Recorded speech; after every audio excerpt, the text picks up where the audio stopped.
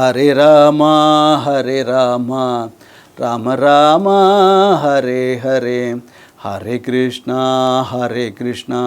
கிருஷ்ணா கிருஷ்ணா ஹரே ஹரே ஹரே ராமா ராம ராமா ஹரே ஹரே ஹரே கிருஷ்ணா கிருஷ்ணா கிருஷ்ணா ஹரே ஹரே ஹரே ராமா ராம ராமா ஹரே ஹரே ஹரே கிருஷ்ணா கிருஷ்ணா ஹரே ஹரே கிருஷ்ணாய வாசுதேவாய ஹரயே பரமாத்மனே பிரணதக்லேசநாசாய கோவிந்தாய நமோ நமः கலயே சுந்தராகாரம் சதைக பிரியதர்ஷனம் அஞ்ஞானநாசகம் தேவம் சத்குரும் முரளீதரம் ஸ்ரீஹரயே நமः ஸ்ரீஹரயே நமः ஸ்ரீஹரயே நமः கோபிகா ஜீவனஸ்மரணம் கோவிந்தா கோவிந்தா சத்குருநாத் மகாராஜ் கி ஜெய். சாய் டிவி நேயர்களுக்கு நமஸ்காரம்.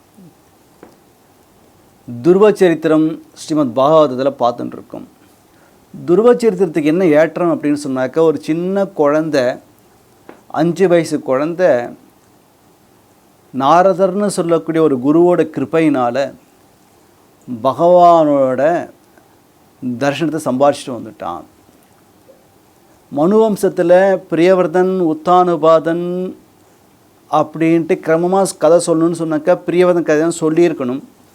ஆனால் மைத்திரேயர் உத்தானுபாதன் கதையை எடுக்கிறார். காரணம் என்னன்னு கேட்டாக்க, ஒரு வாலிப வயது பகவானை பார்க்குறத காட்டிலும் ஒரு 5 வயசு குழந்தையே பார்க்குறது சிரேஷ்டமாக இருக்கிறதுனால, அதுவும் துருவச்சரித்திரம் நல்லா இருக்குங்க, அந்த கதையே ரொம்ப அழகாக இருக்கிறதுனால ஃபஸ்ட்டு அந்த கதையை எடுக்கிறார். ஏன்னா இன்றைக்கும் துருவஸ்தானம்னு ஒரு ஸ்தானம் மேலே இருந்துகிட்ருக்கு. சப்தரிஷி மண்டலத்தில் துருவன் சசங்கத்தில் இருந்துட்டுருக்கான் இன்றைய பரியந்தம் அப்படின்னு சொல்லிகிட்டு இருக்கான். அதனால் அந்த கதையை சொல்லணுங்கிற ஆசையில் துருவச்சரித்திரத்தை ஆரம்பிக்கிறார். உத்தானபாதனுக்கு சுருச்சி சுனிச்சின்னு 2 மனைவி. அதில் சுருச்சிங்கிற துருவனை தகாத வார்த்தைகளால் திட்டி அமுச்சிடுறா. உடனே சுனிதி வருத்தப்பட்டு தன் குழந்தைய அவள் உனக்கு நல்லது தான் பண்ணியிருக்கா, நீ காட்டுக்கு தபஸ் பண்ண போ அப்படின்னு அவளும் அமுச்சிடுறா. இந்த குழந்தையும் கொஞ்சம் கூட யோசிக்காமல் அரண்மனையை விட்டு வெளில கிளம்பிடுது. இந்த குழந்தையோட பக்தியை பார்த்துட்டு பகவானுக்கே பொறுக்கல என்ன பண்ணனாக்க, தன்னோட அன்பனான நாரதரை அவன் முன்னாடி அனுப்புகிறார். என்றைக்குமே ஒரு குருவுக்கு எது நல்ல ஒரு சந்தோஷம் அப்படின்னு கேட்டால், ஒரு நல்ல ஒரு சிஷ்யன் கிடைக்கிறது. ஒரு நல்ல ஒரு சிஷ்யன் கிடச்சிட்டாக்கா குருவுக்கு அதை விட சந்தோஷம் ஒன்றுமே கிடையாது. இப்போ ஒரு நல்ல சிஷ்யன் கிடச்சிருக்கான் பகவானோட கிருப்பையினால். ஆனால் அதுதான் இன்றைக்கி நாரதர் போனாராம் வைகுண்டத்துக்கு. போகிறப்போ பகவான் சொன்னாராம், இன்றைக்கு உனக்கு ஆதாயம் அப்படின்னாராம். தன் கழுத்தில் இருந்த மாலையை கட்டி அவருக்கு போட்டாராம். நாரதர் என்ன வித்தியாசமாக இருக்கேன்னு நினச்சின்னு வந்தார். அது பார்த்தா இப்போ தான் தெரியுது அவருக்கு. இங்கே துருவன் வீட்டை விட்டு கிளம்பி வந்துட்டுருக்கான். நாரதர் எழுத்தாப்பில் போகிறார். போயிட்டு அந்த குழந்தையோட தலையில் சிரஸில் கையை வச்சு முகவாய் கட்டி தூக்கி, துருவா என்னடா எங்கடா போயின்ட்டுருக்க? நான் காட்டுக்கு தபஸ் பண்ண போகிறேன். எதுக்குடா? பகவானை பார்க்குறதுக்கு. என்னடா எப்படி சொல்லிட்டேன்? பகவானை பார்க்குறது அவ்வளோ சுலபம் கிடையாதுப்பா. முனிவர்கள் எல்லாத்தையும் உதறி தள்ளினவா, அவளே கஷ்டப்பட்டு இருக்கா பார்க்குறதுக்கு. எல்லாத்தையும் இந்திரியங்கள் அடக்கி, மனசை அடக்கி, சர்வ சங்கத்தையும் பரித்தியாகம் பண்ணி காட்டில் போய் பல்லாயிரக்கணக்கான வருஷம் தபஸ் பண்ணால் கூட பகவானை பார்க்குறதுங்கிறது கஷ்டமாக இருக்குது. நீ என்னன்னாக்க இப்பயே பார்க்கணுன்னு சொல்கிறியே, நீ சின்ன குழந்தை, அந்த பருவ காலம் வந்ததுக்கு அப்புறம் பகவானை பார்க்கலாம். இந்த காலத்தில் இந்த வயசில் உனக்கு மானம் அவமானம்லாம் வரக்கூடாதுப்பா. இந்த சின்ன வயசில் உனக்கு வந்துடுத்து வரக்கூடாதுப்பா. அது எது நடக்கிறதோ நல்லதோ கெட்டதோ எல்லாம் ஈஸ்வரன் செயல்னு போயிட்டே இருக்கணும்ப்பா. அப்படி இருக்கிறவனுக்கு முக்திலாம் ஆட்டோமேட்டிக்காக வந்துடும். அதனால் என்னன்னாக்க, உன்னை காட்டிலும் மேம்பட்டவனை பார்த்து நல்லா இருக்கிறவனை பார்த்து சந்தோஷமாக இரு. உனக்கு கீழே இருக்கிறவனை பார்த்து நீ என்ன இறக்கம் கொள்ளணும்ப்பா. குணாதிகான் புதம் லிப்சேது அனுகிரகோயம் குணாதமாது மைத்ரீம் சமானா தன்விச்சேன தாபைரபை பூயதே அப்படின்றார். அதனால் உனக்கு கீழே இருக்கிறவளை பார்த்து நீ அவள்கிட்ட நட்பு கொள்ளணும்ப்பா. இப்படி யார் இருக்காளோ அவளுக்கு துன்பமே ஏற்படுறது கிடையாது அப்படின்னு நாரதர் சொன்னதும் உடனே வந்து துருவன் கண்ணை தொடச்சின்னு சொல்கிறான், இந்த நீங்கள் சொன்னதெல்லாம் வந்து சொல்கிறதெல்லாம் வாஸ்தவம் தான், ஆனால் இது என்ன ஃபாலோ பண்ண முடியும், நான் சத்திரியன், நீங்கள் சொல்கிறதுலாம் வந்து சுகதுக்கம்லாம் சமம், எல்லாம் மானவமெல்லாம் சமம், இதெல்லாம் வந்து எனக்கு கருணையோடு சொல்கிறே இல்லை, எனக்கு புரியறது, ஆனால் என் விஷயத்தில் சரிப்பட்டு வராது. ஏன்னா நான் வந்து எங்கள் சித்தி வந்து சொல்லிட்டா, அது சொன்னதுனால அதுதான் அந்த வாசகம் தான் என்கிட்ட இருக்கே தவிர நீங்கள் சொல்கிறது ஒன்றும் என் மனசில் ஏறவே மாட்டேங்குது. அதனால் வந்து என்னோடய ஹிருதயத்தில் வந்து நீங்கள் சொல்கிற இந்த அட்வைஸ்லாம் ஏற மாட்டேங்கிறது. அதனால் எனக்கு இப்போ என்ன அப்படின்னாக்க, என்னோடய முன்னோர்கள் கூட அந்த ஒரு ஸ்தானத்துக்கு போயிடக்கூடாது, அப்படி ஒரு ஸ்தானத்தை வந்து நான் அடையணும், அதுக்கான மார்க்கத்தை சொல்லுங்க. ஏன்னா நீங்கள் வந்து மகாத்மா, நான் எதனால் போனோம் உங்களுக்கு தெரியாதா, நீங்கள் எல்லாம் தெரிஞ்சவராச்சே. நாரதர் மனசுக்குள்ளே சிரிச்சுக்கிறார். நானே வந்து கவர் பண்ணி பேசுவேன், இவன் என்னையே கவர் பண்ணுறானே நாரதர் நினச்சிக்கிறார். துருவன் சொல்கிறான், நான் எதுக்காக போகணும் உங்களுக்கு தெரியாதா, இன்றைக்கி எங்கள் அப்பா மலையில ஏற்றி உட்காந்து வச்சிருவேல், நாளைக்கு ஒரு வாரம் கழித்து, ஒரு மாதம் கழித்து ஒரு வாட்டி நீங்கள் வந்துட்டுருப்பேலா, இதுக்கு ஒரு பர்மனன்ட் சொல்யூஷன் வேணும். எனக்கு வந்து எங்கள் அப்பா மடின்னு கிடையாது, உயர்ந்த ஸ்தானத்துக்கு நான் போகணும், அது எனக்கு சொல்லுங்க. சரி, நீங்கள் சொல்கிறாலே, நீங்கள் என்ன சொல்கிறீங்க, பகவான் இருக்கான் பகவான் இருக்கான்னு கதறுன்னு கதறேல், யாராச்சும் ஒருத்தராவது வந்தால் அங்கே பேச்சை கேட்டு, நான் ஒருத்தன் கிளம்பி வரேன், என்னையே வந்து திருப்பி போ பகவான் கிடைக்க மாட்டேன் அப்படின்னா சொல்லாதீங்க. நீங்கள் வந்து பகவான் வேறு இல்லை, நீங்கள் வேறு கிடையாது, பகவான் தான் உங்கள்கிட்ட அனுப்பிச்சி வச்சுருக்கான். அதனால் நீங்கள் வந்து பகவான் கிடைக்க மாட்டான் பார்க்குறது கஷ்டம் அப்படின்னு நீங்கள் சொல்லாதீங்க. நீங்கள் பகவான் கிடைப்பான், நீ பாப்படான்னு சொல்லுங்க. நான் பண்ணுற தபஸுக்கு பகவான் கிடைக்கிறானோ கிடைக்கலையோ, உங்கள் வார்த்தை சத்தியம் பண்ணுறதுக்காக பகவான் கண்டிப்பாக வருவான். இந்த குழந்தை ரொம்ப அழகாக பெய்யணும். காரணம்னா அம்மா சுனிதி வந்து ரொம்ப அழகாக வளர்த்துருக்கா அந்த குழந்தைய. அதனால் வந்து நீங்கள் சொல்லுங்கோ அப்படின்னு சொன்னதும் நாரதர் சந்தோஷப்பட்டுன்ட்டு ரொம்ப அழகாக சொல்கிறார். நாரதர் சொல்கிறார், அப்பா நீ வந்து ரொம்ப அழகாக பேசுகிற, குழந்தையாக இருந்தால் கூட சின்ன வயசாக இருந்தால் கூட ரொம்ப அற்புதமாக பேசுகிறப்பா.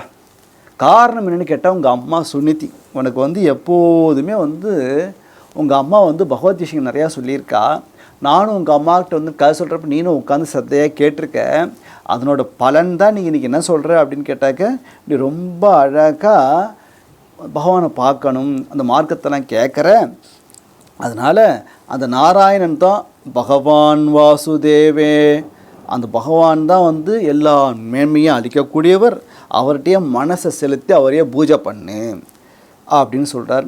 அர்த்தம் அறம் பொருள் இன்பம் வீடு தர்மார்த்த காமோக்ஷாவயம், அதாவது அர்த்தம் அறம் பொருள் இன்பம் வீடுன்னு சொல்லக்கூடிய 4 விதம் புருஷார்த்தங்கள் இருக்குது இல்லையா, எல்லாமே யாருக்கு கிடைக்குன்னு கேட்டால், யார் ஹரிட்ட பக்தி பண்ணுறாலும் அரேகே பாத சேவனம் ஏக்கம் ஏவ காரணம். இதெல்லாம் வந்து கிரமோர்த்தம் கிடைக்கிறதுக்கு என்ன காரணம், 4 விதமான புருஷார்த்தங்கள் யாருக்கு கிடைக்குன்னு கேட்டால், யார் ஹரிபக்தி ஒழுங்காக பண்ணுறாலும், அவள் திருவடியை யார் பஜிக்கிறாலும் அவளுக்கு தான் இந்த அறம் பொருள் இன்பம் வீடுங்கிறதுலாம் கிடைக்குமப்பா. அதனால் வந்து என்ன பண்ணுறேன்னாக்கா, நீ இந்த பகவானையே வந்து தியானம் பண்ணு. அவர் சொல்கிறார், எங்கே வந்து பகவானை தியானம் பண்ணுன்னு சொல்லிட்டார், எங்கே பண்ணுறது, எப்படி பண்ணுறது. ஒரு குருவானவர் தன் சிஷ்யனுக்கு வந்து பகவானை அடையக்கூடிய வழி எப்படிங்க சொல்லணும் இல்லையா. அது ரொம்ப அழகாக நாரதர் சொல்கிறார், நீ இங்கேருந்து நேராக கிளம்பி யமுனை ஆற்றுக்கரை பக்கத்தில் மதுவனம்னு ஒரு இடம் இருக்குது. அந்த மதுவனத்தில் போய்ட்டு அந்த சுத்தமான மதுவனத்தில் யமுனையில் ஸ்நானம் பண்ணிவிட்டு உக்காந்துக்கும், உனக்கு சர்வ மங்களமும் உண்டாகும். ஏன்னா அந்த மதுவனத்தில் வந்து எத்திர சாநித்தியம் நித்தியதே ஹரேகேன்றார். அந்த இடத்துல எப்போதுமே ஹரியோட சண்டை இருந்துகிட்டே இருக்குப்பா. அந்த யமுனை ஆற்றுங்கிற பக்கத்தில் மதுவனத்தில் பகவானோட சாநித்தியம் நித்திதா ஹரேஹே எப்போதுமே இருந்துகிட்டே இருக்குது. அதனால் அந்த மங்களகரமான அந்த யமுனை நதியில் 3 வேளை ஸ்நானம் பண்ணி ஆசனத்தை ஜெயிச்சுட்டு மூச்சை பிராணாயாமம் பண்ணி மூச்சை உள்ளே எடுத்து அப்படியே நிப்பாட்டி திருப்பி வெளியில் விட்டு நிறுத்தி வெளிவிடுறது அப்படிங்க பிராணாயாமம்லாம் பண்ணி இந்திரியங்கள் நிகிரகம் பண்ணி என்ன பண்ணுறேன்னாக்கா பகவானை தியானம் பண்ணணும்.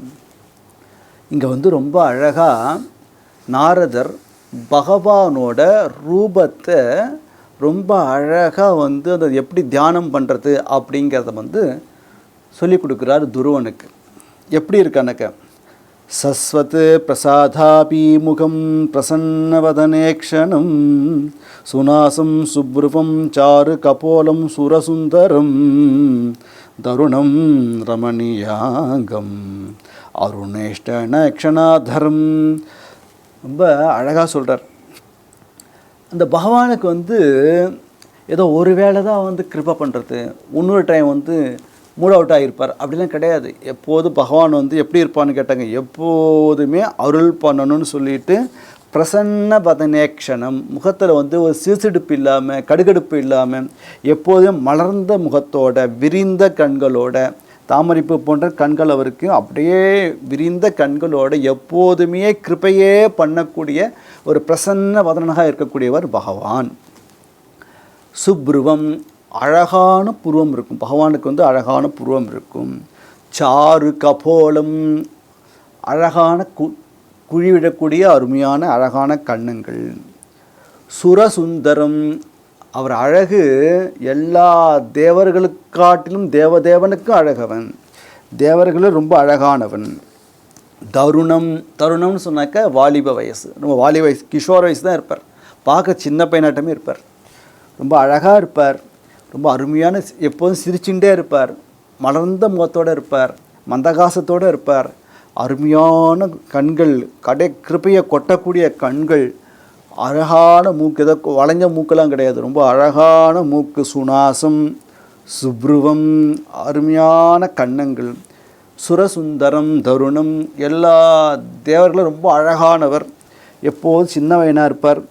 ரமணீயாங்கம், அவரோட உறுப்புகள் எல்லாமே வந்து ரமணீயம், ரொம்ப அழகாக இருக்கும். எல்லா அங்கங்களும் பகவானுக்கு வந்து எப்படி இருக்குன்னாக்க ரொம்ப அழகாக இருக்கும். ரமணீயாங்கம். அப்புறம் வந்து சிவந்த மேல் உதடு, சிவந்த கீழ் உதடு, கண்கள் ரொம்ப சிகப்பாக இருக்குமா. யார் தன்னை அண்டி வராளோ அவளை வந்து காப்பாற்றுறதையே ஒரு கடமையாக வச்சுட்டு இருப்பவர். அது மட்டும் இல்லாமல் நினம் எப்போதுமே வந்து இன்ப வடிவமாக இருக்கக்கூடியவர். யாரெல்லாம் வந்து சரண்யம், யாரெல்லாம் அடைக்கலன்னு வந்துட்டாலோ அத்தனை பேரையும் கை தூக்கி ஏற்றி விடுறவர். கருணார்ணவம், கருணை கடல். சிவசாங்கம், ஸ்ரீவஸ்தனூர் மக்ஷஸ்தலத்தில் வந்து எப்போதும் மகாலட்சுமி அதில் இருக்காலாம். கணஷ்யாமும் வனமாலினம், ரொம்ப நீலமேக ஷியாமலனாக இருப்பார், வனமாலி தரிச்சின்னு இருப்பார். சங்கு சக்கர கதாபத்மை, சங்கு சக்கரம் கதம் தாமரை புஷ்பங்கள் இதெல்லாம் கீழே வச்சுட்டு இருப்பார். 4 கரங்கள் அவருக்கு, சதுர்புஜம், 4 கதங்கள். புருஷம், பரமபுருஷர் இவர். யாருன்னு கேட்டால் இந்த மகாவிஷ்ணு யாருனாக்கா பரமபுருஷர், ஸ்ரீஹரி வந்து பரமபுருஷர். கிரீடனம், நல்ல ஒரு ரத்தமயமான ஒரு கிரீடம் அணிஞ்சிருப்பார். சுறுசுருளான கேசங்கள், அப்படியே பார்க்கறதுக்கு கருகருன்னு சுறுசுருளான கேசங்கள். குண்டலினம், குண்டலங்கள் அணிஞ்சிருப்பார். கேயூர வளையங்கள்லாம் அணிஞ்சிருப்பார், கேயூரம் வளையல்கள்லாம் கூடினவர். கௌஸ்துபா பரணகிரீபம், கௌஸ்துபம்னு சொல்லக்கூடிய நகை அணிஞ்சிருக்கார் கழுத்தில். பீத கௌசேயவாசசம், மஞ்சள் பட்டு, சும்மா ஜிலு ஜிலு ஜிலுன்னு சொல்லிட்டு ஒரு மஞ்சப்பட்டு உடுத்தின்னு இருக்கார். காஞ்சி கலாப பரியஸ்தம் லசத் காஞ்சன நூபரம், ஒட்டியானங்கள் அணிஞ்சிருக்கார். அதுக்கப்புறம் வந்து சரணத்தில் நூபரம் அணிஞ்சிருக்கார். சாந்தம், எப்போதுமே சாந்தமாக இருக்கக்கூடியவர். சாந்தம். மனோநயன வர்தனம், எல்லா இந்திரியங்களுக்கும் வந்து என்ன பண்ணுறாருனாக்க இன்பத்தை ஊட்டக்கூடியவர், மனசுக்கு கண்களுக்குலாம் இன்பத்தை ஊட்டக்கூடியவர். நகமணி சேனிய விலசத் பியாம், அவரோட திருவடி இருக்கிற நகங்கள்லாம் பிரகாசிக்கிறது அப்படியே. எல்லாரோட ஹிட்பத் தான் கர்ணிக்கா திருஷ்டியும் அவசியம், எல்லாரோட ஹிருதயத்திலையும் வீட்டிருக்கக்கூடியவர், எப்போதுமே வந்து புன்னகையோடு இருக்கக்கூடியவர். ரொம்ப அன்பு கனிந்த பார்வை, அவரோட பார்வை வந்து எப்படின்னு கேட்டாக்க ரொம்ப கிருப்பையை கொட்டக்கூடிய பார்வையாக இருக்கும். சானுராகவ லோக்கனம் வரதர்ஷ்மம், எப்போதுமே எப்படின்னு கேட்டாக்க வரங்களை கொடுக்கறதுல அவரை அடிச்சுக்கிறதுக்கு ஆளே கிடையாது, அப்படிப்பட்டவர். அவரை வந்து என்ன பண்ணணும்னு கேட்டாக்க ஏகபூதேன்னு என்ன பண்ணாக்க அபித்தியாயத்து, அப்படியே அப்படிப்பட்ட நிர்மலமான அந்த சுரூபத்தை மனசில் தியானம் பண்ணு. ரொம்ப அழகாக சொல்கிறார். நம்ம குருவாயூரப்பன் இருப்பார் இல்லையா, அப்படியே சொல்கிறார். பார்க்கறதுக்கு ரொம்ப சின்ன குழந்தையாட்டம், சங்கு சக்கரம் கதை பத்ம, சுறுசுருளான கேசம், அழகான கண்கள், குறுமையான மூக்கு, சிவந்த அதரம், கண்ணாடி ஒத்த கபோலம், சங்கு கழுத்து, வனமாலை கௌசுவமாலை போட்டுருக்கார். ஸ்ரீவசங்கரத மச்சம், கைகளில் கைவளைகள் போட்டுருக்கார். இடுப்பில் ஒட்டியானம், ஸ்ரீவசங்கர் ஒரு மச்சம், மஞ்சப்பட்டு உடுத்தின்ற, காலில் சரண நூபுரம், கால் நகங்கள் முத்து முத்தான நகங்கள், இந்த காந்தி டால் அடிக்கிறது. எல்லாருக்குமே ஆசிரியர் திருவடி, எப்போதுமே எல்லாருக்குமே எல்லா இந்திரியங்களுக்கும் சந்தோஷத்தை கொடுக்கக்கூடியவர், ரமணீய அங்கம். அப்படிப்பட்ட அந்த பகவானை தியானம் பண்ணணும் அப்படின்னு சொல்கிறார். இந்த ரூபத்தை என்ன பண்ணுன்னு கேட்டால் நாரதர் சொல்கிறார் துரோனை பார்த்து, இதையே தியானம் பண்ணிட்டு இது என்ன பண்ணாக்க ஏவம் சுபத்ரம் பகவதகா ரூபம் தியாயதகா, இதை நீ விடாமல் மனசால் தியானம் பண்ணிகிட்டே இருக்க உனக்கு என்னான்னு கேட்டாக்க ஒரு பேரின்பத்தை கொடுக்கும். அதனால் அப்போ என்ன பண்ணாக்க ஒரு மந்திர ரகசியமாக உனக்கு சொல்கிறேன். இந்த மந்திரத்தை நீ விடாமல் 7 நாள் சொன்ன அப்படின்னு சொன்னாக்க, 7 நாட்கள் இந்த மந்திரத்தை சொன்ன அப்படின்னாக்க உனக்கு நீ சில தேவர்களை நீ பார்ப்ப அப்படின்ட்டு துவாசாட்சி மந்திரத்தை உபதேசம் பண்ணுறார். அந்த மந்திரத்தை சொல்லி இது சொன்னினாக்க 7 நாள் சப்தராத்திரம் 7 நாள் சொன்ன அப்படின்னு சொன்னாக்க உனக்கு தேவர்கள்லாம் காட்சி கொடுப்பாப்பா. அது மட்டும் இல்லாமல் எப்போதுமே தேசகாலக விபாகவத்து, எப்போதுமே இந்த மந்திரத்தை யார் சொல்லிகிட்டே இருக்காலோ, இந்த மந்திரத்தை சொல்லி யார் பூஜை பண்ணிகிட்டே இருக்காலோ அவர்களுக்கு பகவான் அப்படி கிருபை பண்ணுவான்ப்பா. அதனால் நீ என்ன பண்ணுனாக்க சுச்சிபிகி சுத்தமான நீராலையும் மாலைகளாலையும் காட்டிலே கிடக்கக்கூடிய கிழங்குகளாலையும் அருகம்புற்களாலையும் அப்புறம் துளசியினாலையும் இந்த துவாசாட்சி மந்திரத்தை சொல்லி பூஜை பண்ணணும். பகவானை நான் சொன்ன அந்த ரூபத்தை தியானம் பண்ணிகிட்டே பூஜை பண்ணணும்ப்பா. அப்படி பூஜை பண்ணினேன்னு சொன்னாக்க பகவானுக்கு ரொம்ப சந்தோஷமாக இருக்கும்.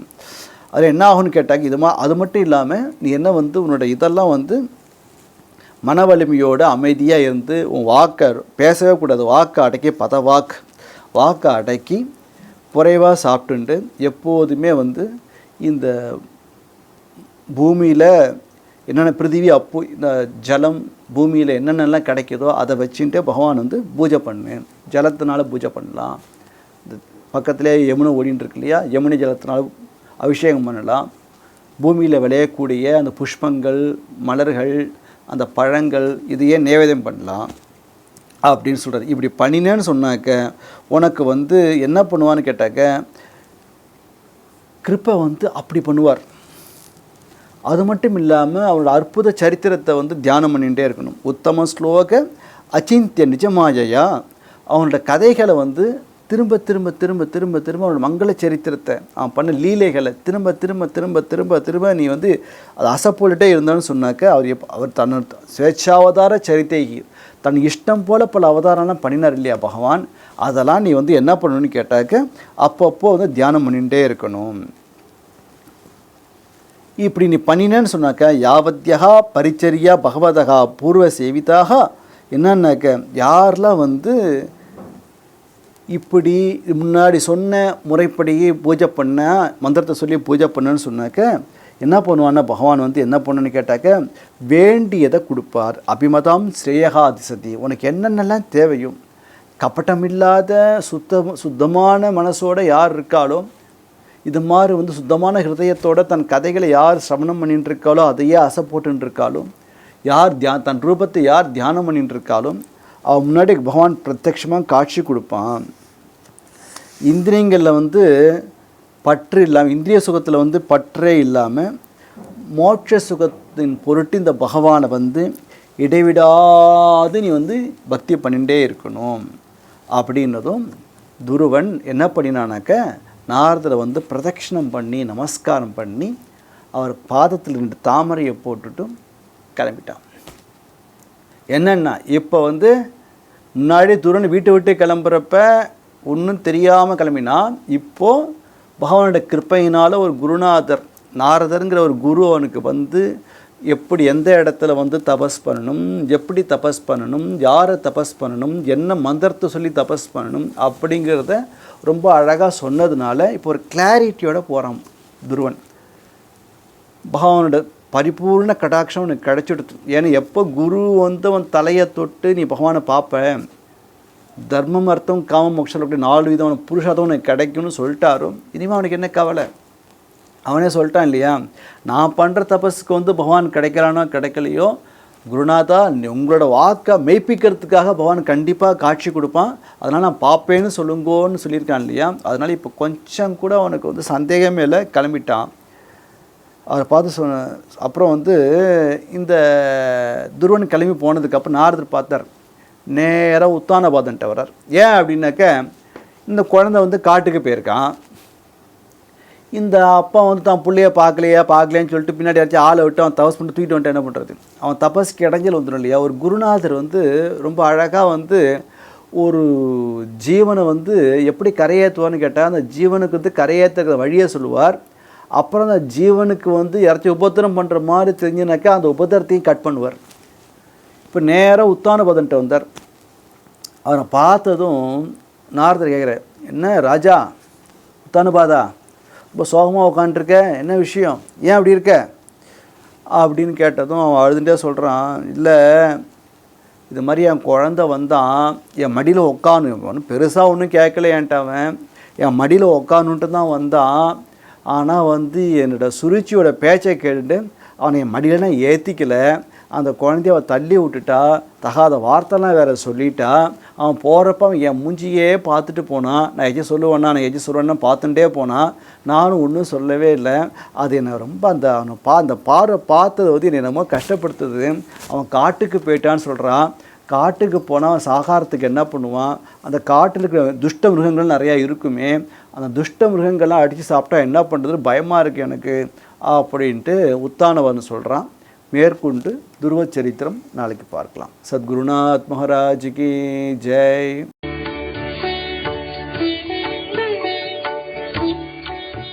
தமிழில் முதல் பக்தி சேனல் சாய் டிவி.